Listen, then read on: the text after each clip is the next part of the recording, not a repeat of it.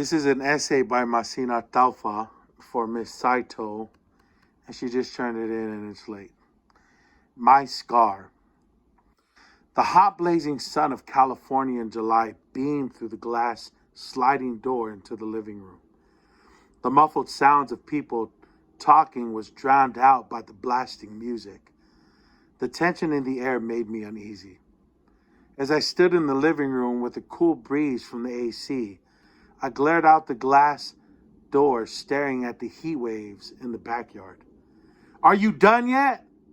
"Almost," I said as I continued to clean the living room. Everyone had their assigned chores to clean, so they kept to themselves for the time being. When we all finished cleaning, we sat down to watch a movie. "What time does your mom get off?" asked Alicia. "Around 1:30, I think," I replied as I checked the time to see that it was only 10:15 in the morning. 2 hours passed, and I could smell the grilled cheeseburgers Tele was cooking in the kitchen. I was so hungry. You could hear my stomach growling. Just the thought of eating a juicy cheeseburger made me drool. "Go outside real quick so me and Alicia can set up," Della told us as we were getting ready to eat. We all did as she said and opened the sliding door to walk to the backyard. When all 5 of us were out the door, it slammed shut and was locked. They had locked all of us outside. We stood there, still trying to process what just happened.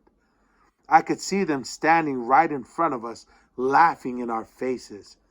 It had only been a couple minutes, but we were sweating like pigs.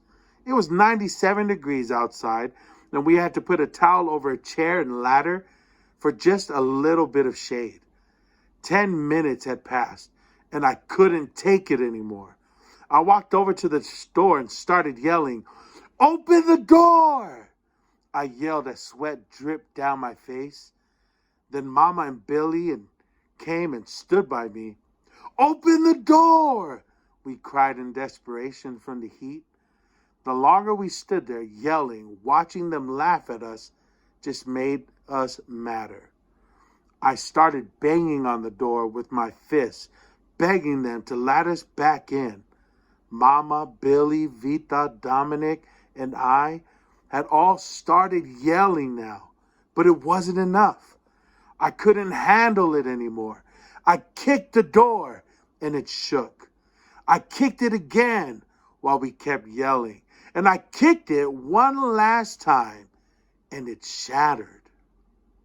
As the glass broke, I fell into the living room onto the ground. There was complete silence now.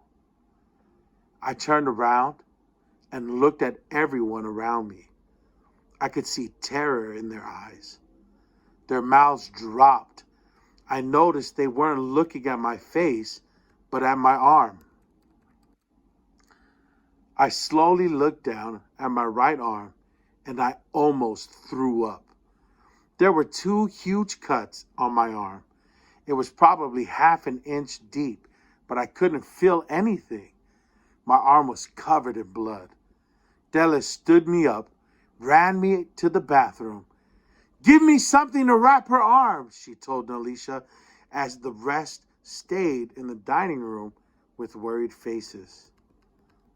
She grabbed my sister's new white dress that was just sitting at the bottom of the stairs and gave it to Tele. She tied it as tight as she could around my arm to stop the bleeding. Afterwards, she ran outside to the neighbor's house and asked them for a phone. Unfortunately, the old lady only spoke Spanish and didn't understand what she was saying, so she went to the next house and asked them for a phone. She called 911 first and then called my mom and told her to come as fast as she could. We waited for about 5 minutes and the ambulance and firefighters arrived. They looked at my arm and put a proper bandage on it. "You did a great job stopping the bleeding," one of the firefighters told her. They rushed me into the ambulance and I heard a familiar voice from outside. "Where is she?" "She's already in the ambulance, ma'am. If you want, you can get in too." It was my mom. She got into the ambulance and looked at me. I looked straight into her eyes, but I couldn't tell if she was mad, worried, or both. After we had arrived at the hospital, I had gotten my stitches and was still laying in the hospital bed with my dad by my side. My mom walked in with In and Out in her hand.